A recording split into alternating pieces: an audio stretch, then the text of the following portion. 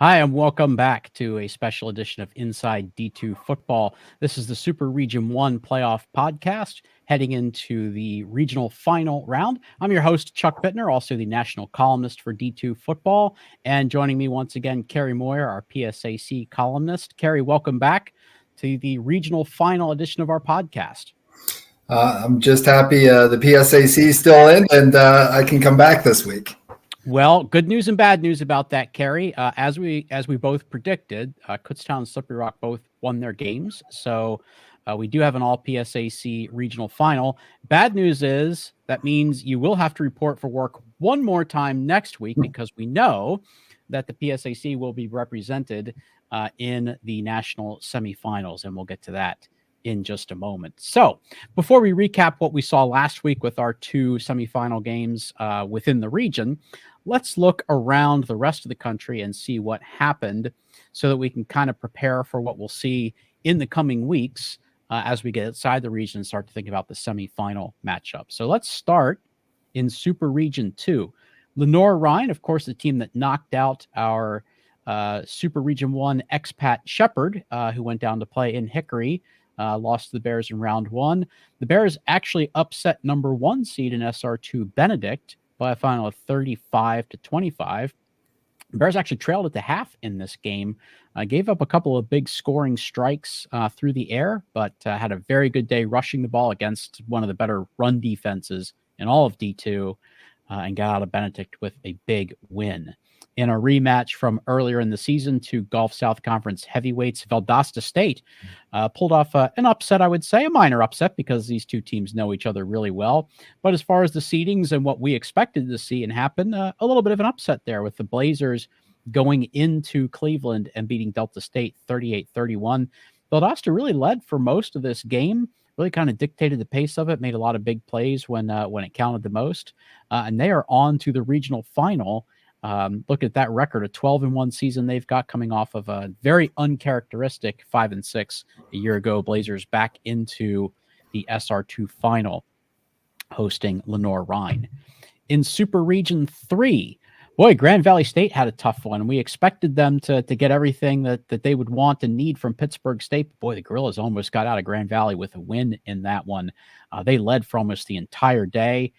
Grand Valley, perhaps a little bit deflated after the atmosphere that they had in that round 1 game against their rival Ferris. It's always a little bit different when you get into Thanksgiving weekend. A lot of students aren't around. Some of the alumni can't get to the games. The atmosphere was very different.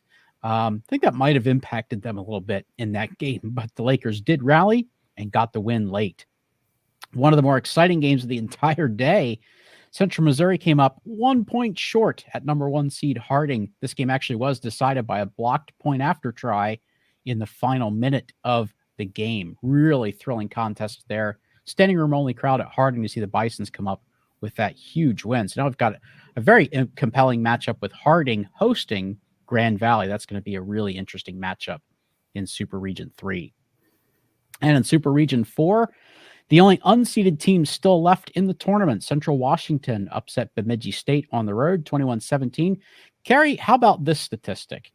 Heading into the fourth quarter, Central Washington had a 21-17 lead, and they ran out the last 12 and a half minutes of that fourth quarter. Never gave the ball back to the Beavers, ran a drive that lasted more than 12 minutes, killed that entire quarter, and got out of there with a huge win.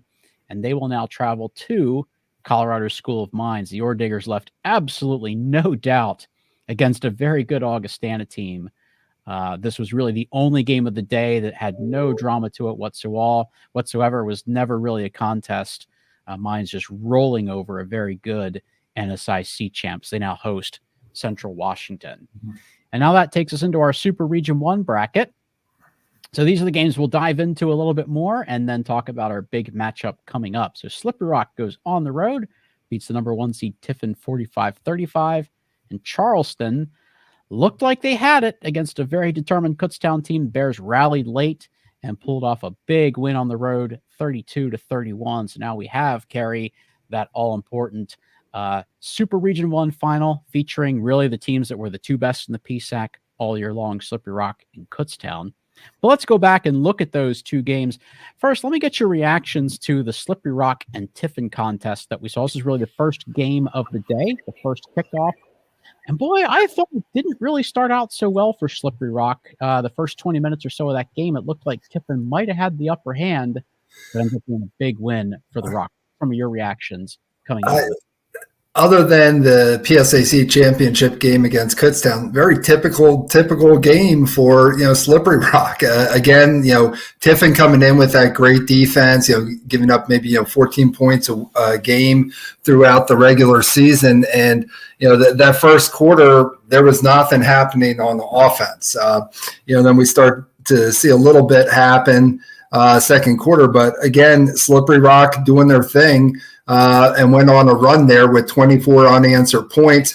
Got a little interesting in the fourth quarter with Tiffin putting some points on the board. But again, the Rock doing Rock things. They started to click, put up those 24 unanswered points. And the offense, again, just I think it's going to be hard to stop them the rest of the way out. With the defense that Tiffin had, when you look at the offense course, Braden Long, quarterback, we found out today a finalist for the Harlan Hill Trophy Award. Yuri, the big offensive tackles, a finalist for the Gene Upshaw Award.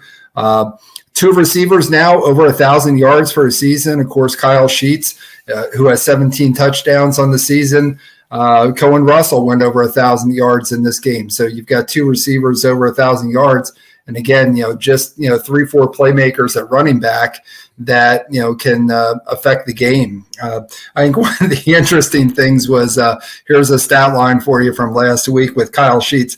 He had 82 yards receiving and a touchdown catch. He was also 1 of 1 passing for 48 yards, and he also had an interception for 34 yards on the return. So right before the half, playing center field, got a pick. So didn't get a touchdown pass, but had a touchdown receiving, 1 for 1 passing with 48 yards, a 34-yard interception return. So pretty good day for him. Long, 16 of 29, 191 yards, a touchdown pass again. A finalist here for Harlan Hill Trophy. And again, the Rock offense, I think it's going to be interesting. I know we'll talk about it in a few with, this week coming up. I really thought that, we talked a little bit last week about how with both of these teams, Tiffin and Slippery Rock, there seems to be a moment somewhere in the game where they really just kind of seize the moment and take control of it. And I thought for Slippery Rock that the moment was the kickoff return for a touchdown. Mm-hmm. It hadn't really been going that well for the Rock up to that point. They were down 14-7 at that moment. Here's actually the play right here. They're down 14-7, and I felt that they were looking like this was going to be a big struggle. I'm not going to say that Tiffin looked like the better team, but they were playing better up to that point. And this really kind of set the Rock on their way. And then the other big moment was they get the touchdown here to go ahead for the first time today. But then they actually came back and made a stop. And I really thought when they went up 21-14, if they could just get a stop and go to the break at 21-7 or 21-14, they're going to be in really good shape. That's what they need. Well, they actually got the ball back and got down the field for a field goal. And Cary, coaches love to talk about the last 2 minutes of the first half, the first 2 minutes of the second half. Slippery Rock outscored Tiffin 17-0 in that window. And I thought that had a huge impact on this game for the way it turned out for a Rock win. Most definitely. And I think we saw it with both of the games, and we'll talk about Kutztown in a few, but having a big special teams play and then a momentum shift and actually being able to capitalize on it. So again, in that middle stretch there, Rock going on their tear with 24 unanswered points. Again, they took care of business on the road. Yeah.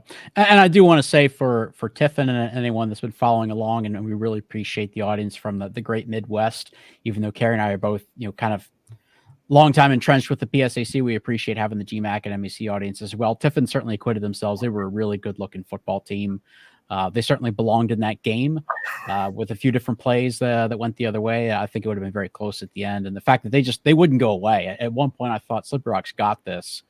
Tiffin certainly would not go away. So congratulations to them, undefeated GMAC champions. And I know that loss stings for them, but a great season that they had there at Tiffin. Let's move on and talk about our other semifinal in this region, Kutztown going down to Charleston. And once again, Cary, kind of a similar story. As we got near the end of the first half, I thought this just doesn't look good for Kutztown. They were down 21-7 late in the first half. I get a bit of a rally. And then in the second half, boy, it just turned into one of the most thrilling games that we saw all day. And then we'll get into the finish. But what were some of your reactions as this one played out?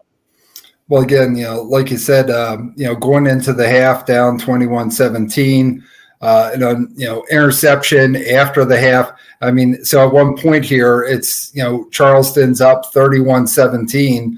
Of course, Kutztown comes back with 15 unanswered points to win it. But that the way the second half started, and the pick, I thought, wow, this is quite a hole. But again, a big special teams play there, with the kickoff return was huge. And again, we've been talking about him. You and I talked about him early in the season before really started, gaining traction, and a lot of people starting to notice with quarterback, Judd Novick. Just a great job again.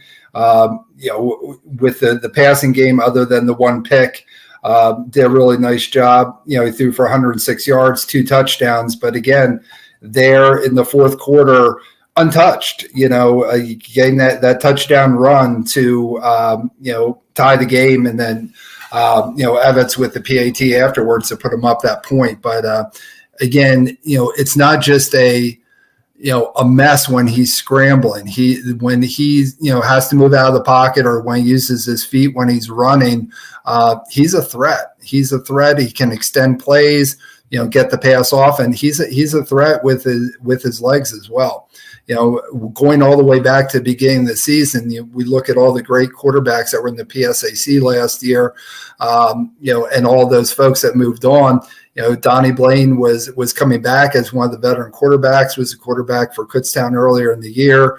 Novak took over and hasn't looked back at all. And he's a redshirt freshman from Mannheim here in Pennsylvania. Of course, we all know, anybody that knows anything with Pennsylvania football, the storied program there. He's going to be exciting to watch for the next few years to come. But still has some unfinished business this week with the title game in Super Region 1 coming up. The things that don't show up in a box score or a stat sheet or even a game recap. There were 2 strategy calls in this game that had a huge impact. One of them was, this is late in the fourth quarter when Charleston scored to go up 31-17. And they've really got the upper hand at that point. And they kicked off to Kutztown, and Charleston's kicker didn't have a real strong leg, and they were trying to keep the ball away from Kutztown's returners. And they did a little bit of an awkward kick that went to the sidelines, went out of bounds. A lot of times coaches will just take the field position with a kickoff out of bounds. Jim Clemens, kind of knowing that kicker didn't have a real strong leg, he opted to have them re-kick. And they then fielded that kick, the re-kick in play, and that was the return that went all the way down inside the 5-yard line. So Kutztown not only scores on that possession, but they score very fast. So you're down 2 touchdowns with less than 5 minutes to go. Not only do you need to get those 2 scores, you need to get one of them at least really fast. So forcing that re-kick and then getting that field position, getting that quick score was really what set them up then to be able to make a stop on defense, play some defense, get a stop, get the ball back, and get down and score again to get the win. So that was really the first strategy call that had a huge impact. And the other was going for 2 after the first touchdown, which I thought was a brilliant call because you're playing to win the game. So he's already thinking ahead. I'm not playing for overtime. I want to win this in regulation. So if you go for 2 the first time, if you get it, then you can win the game with your kicked PAT after the next touchdown. And you can also have a fail safe to try to, you still tie the game. If you don't get that 2 the first time, you can still go for 2 the next time with the 8-point score and still tie the game, extend it into overtime. So I thought it was a fabulous call to go for the 2 and kind of just partly luck, maybe a little bit of just something that they saw on film to force that re-kick. But the going for 2 was interesting, Cary, because just about an hour later, the Central Missouri Harding game, sort of the same thing was going on. Central Missouri was down 2 late in the game. They scored to make it a 1-touchdown game. And I'm thinking, oh, no, wait, I just saw this. You got to go for 2 now. You go for 2 now. They kicked the PAT, which would be normal convention, but they kicked the PAT, got within a touchdown. And when they scored again, they went for the PAT and it was blocked. So if they'd followed the Jim Clemens playbook, maybe they'd have won that game. But all things told, it was just a fabulous outcome for Kutztown. To battle back the way they did was remarkable. I thought Charleston, again, as with Tiffin, certainly acquitted themselves. They were a really good-looking football team. I was very impressed with Charleston, the way they were able to battle Kutztown. And I know that they're probably really stinging because that got away, but I thought they looked like a really good football team. So that takes us to our Super Region 1 final. Now, before we get there, Cary, something we do need to address, something we do need to talk about. I think everyone knows this by now, but the game by seeding should be played at Kutztown. In fact, it will be played at Slippery Rock. And the reason for that is there is a process that all schools have to go through, and this isn't just a football thing, it's for all sports. There's a process that they go through to basically submit bids to host postseason games. And unfortunately, Kutztown did not submit bids all the way through the tournament to say that they could host this round of the football championship, and Slippery Rock did. I do want to say that bid process it's much earlier in the season than you might think. It's actually in October. At that point in the time, we didn't know what Kutztown's prospects were going to be. So it was just an oversight on their part, did not bid to host the game. I also want to say, when we say bid, it's a little bit misleading here. It's not like an auction. It's not like they submit a bid and then if somebody else bid higher, they get it. So that term bid's a little bit misleading. Basically, what they're doing is submitting the paperwork to guarantee if we have the opportunity to host, we can guarantee our facilities are available. We will be able to guarantee hotel accommodations. They submit a budget for officials, lodging, site reps, and all that stuff. It's mostly administrative stuff. It's not necessarily who bids the highest. So very unfortunate for Kutztown. A little bit of luck for Slippery Rock that they get to play at home in front of the Rock Rowdies. So let's go back a week, and it just kind of throws a little bit of a monkey wrench into what we talked about a week ago. It's like, Chuck, what if we have both of our PSAC teams win? And I'm talking back to last year. Oh, it's just like last year. Of course, with the PSAC, it's each year flip-flops, championship in the West, championship in the East. So last year it was Shepherd is going out. They lose the PSAC championship game to IUP, but then they go back out for the Super Region 1 title game, and they redeem themselves and they win. We would have the same thing going on again this year, except flip it over to the East. Slippery Rock comes out for the PSAC championship game. Kutztown shuts them down. Here we are, Super Region 1 title game, and Slippery Rock's going to come to Kutztown. It's deja vu, just flipping the East and the West, and and afterwards, of course, you had people contacting you. I had people contacting me, and you were the first one to kind of, and I think I put it out there on the on Twitter, on the X, that you just dropped a meek line on me there. Hold up, wait a minute, on where the site was going to be, and I don't delete stuff, so I left my original tweet or post on the X up there about I'm heading back to Andre Reed Stadium, and people just, it was days, people just kept liking it, and again, people, it's like, the game's at Slippery Rock. I was like, yeah, so I even quote tweeted a couple times saying, this tweet, or this, post didn't age well. It's like a half an hour later, it got blown up. So, regardless, we have 2 PSAC teams in the Super Region 1 title game, which is really neat for the Kutztown players, the coaching staff, the fans, the parents. It's not a great situation. Let's be realistic about it. That said, we've talked about Coach Clemens and Kutztown throughout the season. You just talked about his decision-making in the game last week that got him to this game. I've talked about it, when we did a preseason show last year. We've talked about it throughout this year, and I talk about Coach Clemens and that staff, Quarterman, the offense coordinator, Fargo, defense coordinator. They do such a great job getting those guys ready. They bring in guys that they want in their system. They coach the heck out of them, and they get them ready to go every week. Yes, it would be great for everybody, from the Kutztown side if it was at Kutztown. But here's the thing. The field's the same size no matter where you go, and I am sure that that's the mentality that we're taking. And again, play the advantage of this. Everybody against us, we've stuck together. We had that rough start. We've gotten to the point, winning everything since then. We were PSAC champions. We won our Super Region 1 games. It's another game. I don't care where we're playing. Drop us in by parachute. We're ready to go. So, again, that's, probably my best guess on the mentality, going with it. I will say, here's a prediction.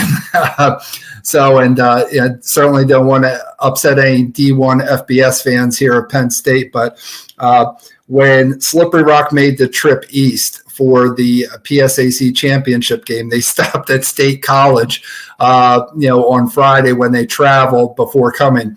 And when East Stroudsburg was headed out to Slippery Rock in the Super Region 1 playoffs, they stopped off at State College. Obviously, there's a little bit of connection there with, Coach Franklin having been a quarterback at East Stroudsburg, and a lot of those guys known him. But for both of those teams, it did not end well. They both lost when they made that stop. So just want to have the inside info on the itinerary for Kutztown heading west, but I'm going to go out on a limb and say they're probably not going to stop over at State College on their trip out. Don't do it. Lock Haven's got a beautiful view. Stop there. Take your walk through there. Stop at Bloomsburg. Don't hit State College. Cary, my first reaction to it, other than it's obviously it's a huge disappointment that the team earned it. They should be at home. But my other reaction to it, if anybody is going to just get his team past this, it's not something that any of them can control. If anybody's just going to get them past that, get them focused on, controlling the controllables, move on from that disappointment, find a way to spin it, to get them to embrace going on the road. If anybody's going to be able to do that, it's Jim Clemens and his staff. So I agree with you. While it's unfortunate, I don't think it's really going to impact the game to a great extent. I firmly believe that the Golden Bears will be ready. They'll find some way to embrace this. Hey, we already beat them at our house. Let's go show them that we're the better team and beat them at their house. So I agree with you that that will kind of be the mindset. So with that said, let's actually take a look at our matchup. And, we can look at the numbers and talk about the numbers, but we've actually seen these teams play this year. So I think there's a lot more to talk to. So we'll keep this up. We can talk about the numbers wherever we want to, but let's just talk about the matchup. I would say this, Cary, there have been a couple of rematches already in this tournament. We had, Ferris State and Grand Valley played a second time.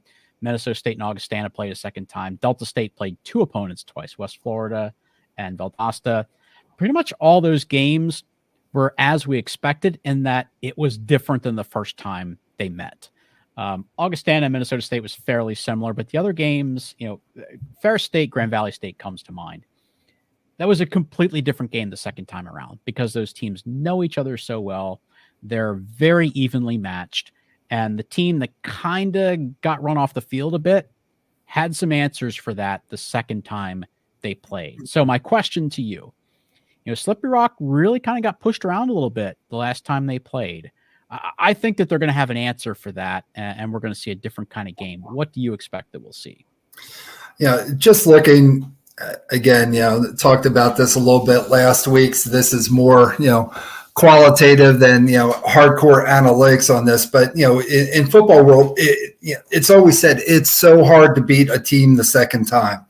When you look at that scoring offense, with Slippery Rock, 42.85 points a game, the one just game that did not fit was that PSAC championship game. And again, up until the very end, scoring that touchdown very late in the game, Kutztown's got a great defense. They kept them off the board. We talked about, Kyle Sheets wasn't a factor, in that game, did not really get the running game going. So Can Kutztown do that a second time? It's a tall order. I mean, again, it's different season, different teams, but you take a look at the PSAC championship game last year.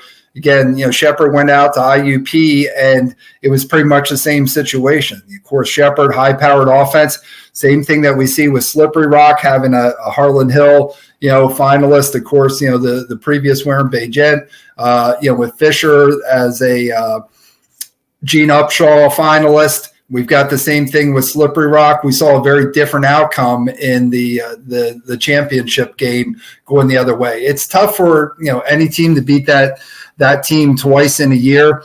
If anybody can do it, Kutztown's got the defense, has got the mentality, has got the grit to be able to pull it off. I just think it's going to be really tough to do a repeat performance for that, against that Slippery Rock offense at home for Slippery Rock. Again, they are hyping this game. We know that their game day atmosphere is second to none in the PSAC.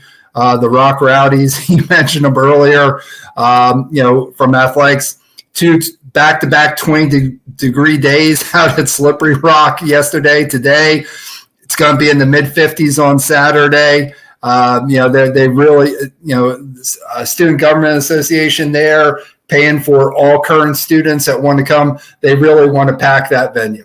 Now, obviously, it's not going to be one of their infamous night games, but again, we're going to see, I think, a lot of the folks in the Slippery Rock community, school community, out in full force. A couple of weeks ago, Kutztown really put a huge emphasis into figuring out how to take Kyle Sheets out of the game. And Coach Clements even talked about that, afterwards. Like, we really wanted to figure out how we could minimize his impact on the game, and they were very aggressive in how they did that. One of the things that kind of stood out to me last week watching the Rock at Tiffin was, Kyle Sheets had a really good day. He had several big grabs. The yardage wasn't massive, but he had some really critical catches. But the other thing, Cary, was he had, I think, at least 3 pass interference calls that he was able to draw. The Tiffin crowd might argue that maybe they weren't pass interference, but if it's close, it's close, and that's what you're looking for.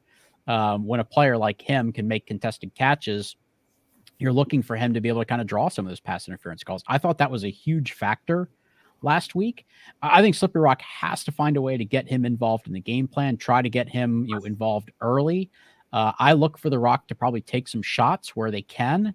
And I think maybe looking at last week, how they were successful drawing some of those pass interference calls, that can really have a huge influence on the game. So I think that they're going to try to get him involved early and often. But I also think you're going to really see them try to work the running game as well. And that's tough to do against this Kutztown defense. So I think it's still a very tall order for them to try to balance their offense and find what's working for them against a team that takes the run away so effectively. Yeah, if we look back at that PSAC championship game, really, I give Kutztown's defense credit. They shut down the entire Rock offense. I mean, realistically, it's not just one guy on that team. You had the PSAC West offensive athlete of the year with Braden Long up for the Harlan Hill. You had a first team all PSAC West tight end. You have 2 receivers over 1,000 yards with Cohen Russell and Sheets. You've got that veteran offensive line, and you have 3 backs. We've talked about it, week after week, 4 backs that, depending on down distance situation, they can hit you with. And, one of those guys gets hot in the game and they kind of ride them. So really, you got a stable of running backs. You've got an all PSAC West first team tight end, 2 receivers that are over 1,000 yards, and arguably the best quarterback in the PSAC, potentially one of the top quarterbacks in the country, who's up for the Harlan Hill Trophy. So again, it's I give Kutztown's defense credit for shutting down everybody. Kyle Sheets, though, again, we've talked about it. He's special. He's different. He's a Division I talent, and he's a physical mismatch. And again, if it's not the receiving yards, as you mentioned,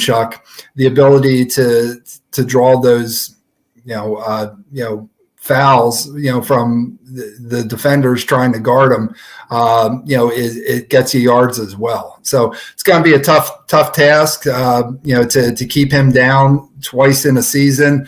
But again, I look at it, the whole Slippery Rock offense was really shut down by Kutztown's defense that first time around. Again, if anybody can do it a second time, it would be the Kutztown defense, but I think it's going to be really hard to keep Slippery Rock off the scoreboard this time at home. So I think there's potential for a different outcome. Yeah, you talked about, early on when we first started looking at this, a couple of areas where the stats that we see don't really add up to the story that we saw a couple of weeks ago when they played. And another one is turnover margin. Slippery Rock has been really good in turnover margin all year long. When they played at Kutztown, they were -3. They had 3 giveaways and didn't take any from Kutztown. And that again was a huge factor. I do think Kutztown is going to have to be on the plus side of turnovers. I don't know that they have to be +3 again, but I do think Kutztown has to be on the plus side of the turnovers to win this game. We talked about it a little bit last week. I talked about it. Good teams. You're not going to see teams at this point in the season with a -14 turnover right. margin. It just doesn't happen. The big difference, we talked about a few weeks ago, was going into that PSAC championship game. Braden Long had only thrown 2 interceptions the entire year. He threw 3 interceptions in that PSAC championship game. Which is, 3s more than he did, with those 2 for the first 10 games of the season. So definitely playing head to head. It's great, talking to your coaching friends. It's great watching film, but having that firsthand experience going up against another team and playing them, the second time in the season, that's what just makes it so difficult to beat the same team twice. Well, on Sunday night, if you watch Inside D2 Football, and of course I assume that everyone does, we did our picks for all of the regional finals, so I had to put mine on the record. I picked Kutztown. I will admit I see this very much as a toss-up game. I can make arguments either way. I picked Kutztown on Sunday night, so I'll stick with that. I'll take the Golden Bears to win this for the second time in a couple of weeks, but I do think it's a toss-up game. Cary, who's your pick to win this one? It's a toss-up game. I again love Coach Clemens, his staff, love the players there, love what they've done this year. Judd Novick, a quarterback, that defense. But I've got to go with it's tough to win 2 games. It's out at Slippery Rock. I'm going to go with the Rock in this one. All right. So this week we are split. Chuck's going with Kutztown, Cary going with Slippery Rock. But we think this is going to be a fabulous game. We love the matchup and can't wait to see it on Saturday. Just as a reminder, here are your matchups for all of the regional finals. Some really good looking contests that we have to determine who's going to move on to the national semifinals next week. Great slate of games coming up on Saturday. You can follow me, D2 Chuck, on Twitter or X, whatever we call it these days, at Cary Moyer. We're both very active out there, have a lot to say about everything going on around D2. Cary is definitely your specialist for the PSAC. He's got all of that covered.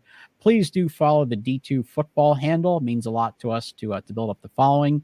And we've got all the socials there for how you can find all the content that we put up on the website. So, Cary, that's it for our regional final. We know we'll be back once more. You have to join me again next week because we know the PSAC will be in it. So we will be back for at least one more episode of the Super Region 1 podcast. And thanks so much for joining me again, Cary. Really appreciate it. I'll see you next week, Chuck. All right, everybody, enjoy the weekend.